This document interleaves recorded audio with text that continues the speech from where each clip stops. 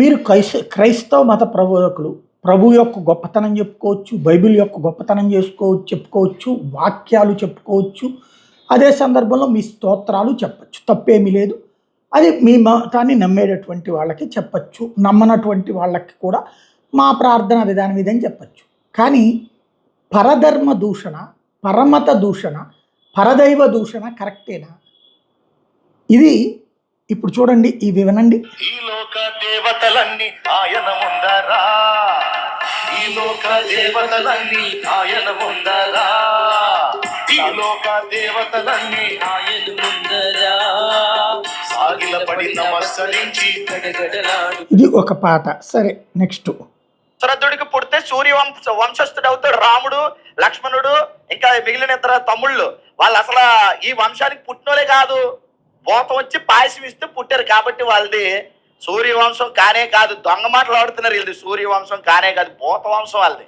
కాబట్టి పోతాలకు పుట్టిన వీళ్ళు. మొదట ఏం చేసిందా మరి కౌశల్య గారు గుర్రం దగ్గరికి వెళ్ళింది.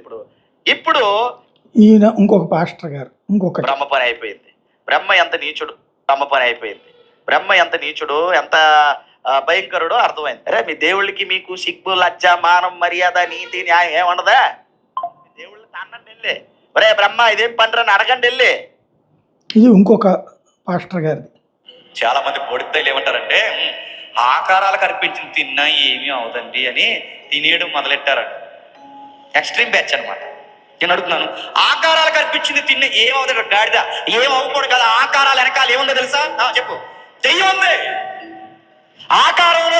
బైబిల్ చెప్తుంది ఇదిగో, విగ్రహాలలో దేవత్వము లేదు. కానీ చెప్పండి, ఇంకో తత్వం ఉంది. ఇది ఇంకొక పాస్టర్ గారు. నేను అంతగా ప్రేమించి ఆరాధించిన దేవత, నేను అమ్మవారు అమ్మవారు అని ఆరాధించిన దేవత నా పాపములు ప్రాయశ్చిత్తము కొరకు ఏం చేసింది అన్న స్టోరీ చదివా. ఏమీ లేదు. అమావాస్య తర్వాత పౌర్ణిమ వస్తుంది కదా, ఆ పౌర్ణిమ రోజు దేవుళ్లకు స్నానం చేయించారు. దేవుళ్లకు, ఎందుకంటే అమావాస్య వచ్చినప్పుడు దేవుళ్ళు అపవిత్రమవుతాయంట. దేవుళ్ళు అపవిత్రమవుతాయి, వాటికి స్నానాలు చేయించారు. అప్పుడు గాడ్ అండ్ గాడెస్, దేవులు దేవత, ఆడది దేవత అంటారా, వాటందరికీ వస్త్రాలు ఇప్పాల. వాటి వస్త్రాలు తీసి వాటికి స్నానాలు చేపించి వాటికి చందనం పూసి వాటికి సింధూరం పూసి వాటికి పాలాభిషేకం చేసి పాలతో వాటిని కడిగిన తర్వాత వాటికి మంచి కొత్త వస్త్రాలు తొడిగించాల.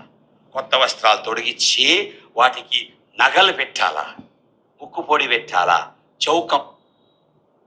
అంజనాదేవి భర్త ఎవరంటే కేసరి. వాయుపుత్రుడైనా సరే లేక శివుడి వీర్యం వల్ల రెండిట్లో ఎట్ట పుట్టినా సరే ఇది వ్యభిచారమే.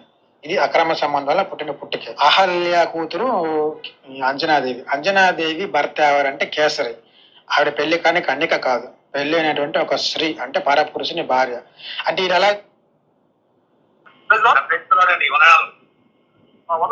వినాయక చవితి మోస్ట్ పాపులర్ కాదు మన ఇండియాలో. వినాయకుడు అందరూ నమ్ముతారు, హిందువులు అందరూ. వినాయకుడు స్టోరీగా తీసుకెళ్తే పర్లోకంలో బాత్రూమ్ ప్రాబ్లం వల్ల ఆయన పుట్టాడు. బాత్రూమ్ ప్రాబ్లం వల్ల ఆయన పుట్టాడు. ఎలాంటి దైవ దోషంలో చూడండి ఇవన్నీ కూడా. అందరూ బాగా తెలుసు.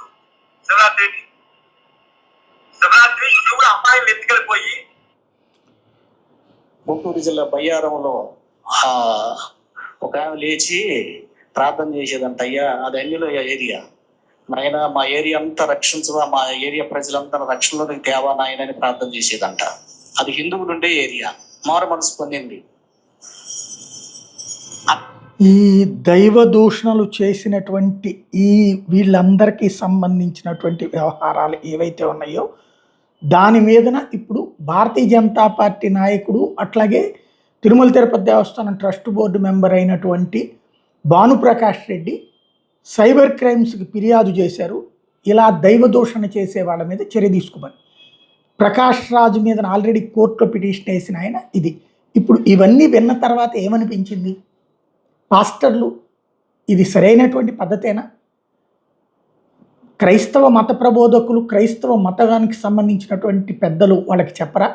ఇట్లా నువ్వు చెప్పదలుచుకుంటే మన దేవుడి గురించి గొప్పగా చెప్పు, మన మరియమ్మ గురించి గొప్పగా చెప్పు, మన బైబిల్ గురించి గొప్పగా చెప్పు, కానీ పరధర్మ దూషణ, పరదేవతా దూషణ కరెక్ట్ కాదు అన్నటువంటిది ఇప్పుడు ఇదే అంశంలో యేసుప్రభు పుట్టుక గురించినో యేసుప్రభుకి సంబంధించినటువంటి వ్యవహారం గురించినో ఒక అర్చకుడు మాట్లాడితే ఒప్పుకుంటారా?